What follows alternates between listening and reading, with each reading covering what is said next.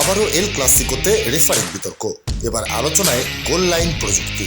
প্রশ্ন উঠেছে অন্য সব লিগে এই প্রযুক্তি থাকলেও কেন লা লিগায় নেই।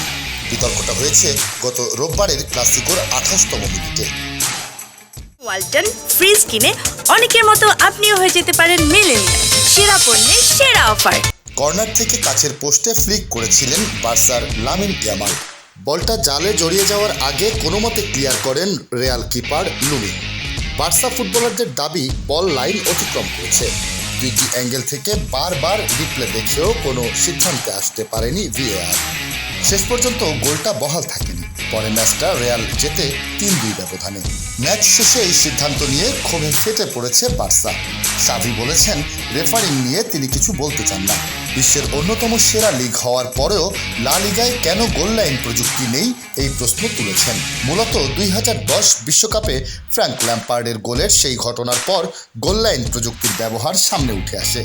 শীর্ষ লিগের মধ্যে 2014 সালে প্রিমিয়ার লিগ প্রথম এই প্রযুক্তির ব্যবহার শুরু করে। পরের বছর বুন্দেসলিগা, ফ্রেঞ্চ লিগ, সিরিয়া ও ডাচ লিগেও এই প্রযুক্তির ব্যবহার শুরু হয়। চালু হয়েছে বিশ্বকাপ, ইউরো বা অন্য সব বড় টুর্নামেন্টেও। কিন্তু লা লিগায় এটা চালু হয়নি। 2023 সালে এই প্রযুক্তি ব্যবহারের জন্য লা লিগা সভাপতি হাভিয়ের তেবাসকে আবারও প্রস্তাব দেওয়া হয়। সম্ভাব্য খরচের অঙ্ক $32 লাখ। কিন্তু তেবাস রাজি হননি।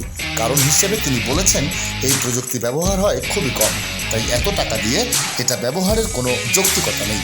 যদিও এই মৌসুমেই লা লিগায় 4 বার এই প্রযুক্তি নিয়ে বিতর্ক উঠেছে। এবার ক্লাসিকোর পর আবারও তেবাসের দিকে আঙুল ওঠে।